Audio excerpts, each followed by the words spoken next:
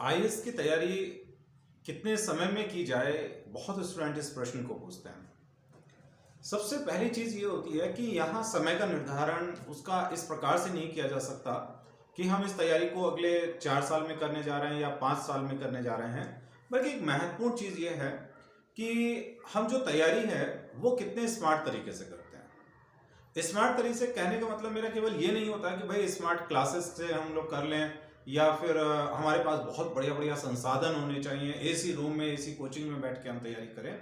ये स्मार्ट तैयारी नहीं है। स्मार्ट तैयारी का मतलब ये होता है कि आप जो किताबें पढ़ते हैं, जो बेसिक किताब आप पढ़ते हैं, फिर उसके ऊपर एडवांस टेक्स्ट बुक्स वगैरह आप पढ़ते हैं, उसके साथ साथ आप टेस्ट सीरीज भी करें। उसके साथ फिर ये होता है कि आपका एक पर्याप्त टाइम टेबल भी होना चाहिए पढ़ने के लिए। इसके अतिरिक्त क्या आप न्यूज़पेपर पढ़ते हैं या नहीं पढ़ते, जो आईएएस के लिए सबसे महत्वपूर्ण चीज़ है, उसको पर्याप्त समय दे रहे हैं या नहीं दे रहे हैं। और एक सबसे महत्वपूर्ण है कि इतना पढ़ने के बाद भी क्या हम डिबेट करते हैं या नहीं करते किसी विषय पर।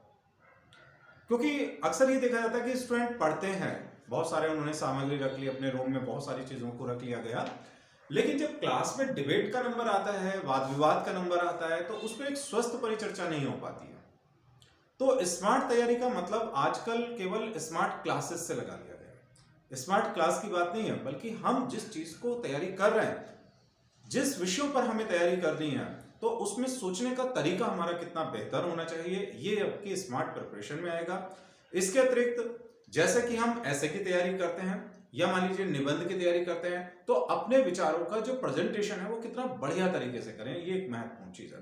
तो इसके आधार पर मैं समझता हूं कि लगभग तैयारी के लिए, सिविल सर्विस की तैयारी के लिए लगभग 2 वर्ष का समय पर्याप्त होगा। बहुत लंबा समय लेंगे तो भी हमारा कहीं ना कहीं धैर्य खत्म होने लगता है। तो सही समय जो होगा लगभग 2 वर्ष का होगा।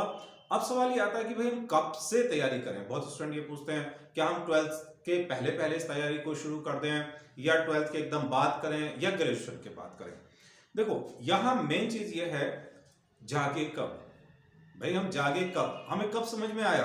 तो बहुत जगह पर क्या होता है कि बच्चे अवेयर हैं या पेरेंट्स अवेयर हैं, तो वो क्लास 12th से पहले पहले अपनी तैयारी को शुरू करते हैं, विचार बना लेते हैं। ये भी ठीक है, एनसीईआरटी पढ़ी है, बढ़िया है।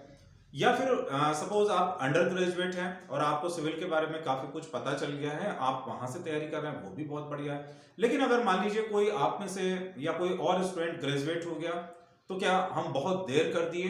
तो ऐसा नहीं है। अगर आप पहले करते तो बहुत अच्छी बात थी, लेकिन जब जागे तब सवेरा वाली बात है। तो आप तैयारी को तब बहुत अच्छे तरीके से आप कर दीजिए। हाँ, ये बात सही है कि जो पहले तैयारी करेगा, सही तरीके से करेगा, वो थोड़ा सा आगे तो कम से कम रहेगा ही रहेगा। तो तैयारी के लिए लगभग 2 वर्ष का समय आपका पर्याप्त है, जिसमें से लगभग 1 वर्ष का समय आप एनसीईआरटी की जो बेसिक बुक्स हैं आप उसको दीजिएगा। साथ साथ थोड़ा सा करंट अफेयर्स के विषयों पर ध्यान दीजिए।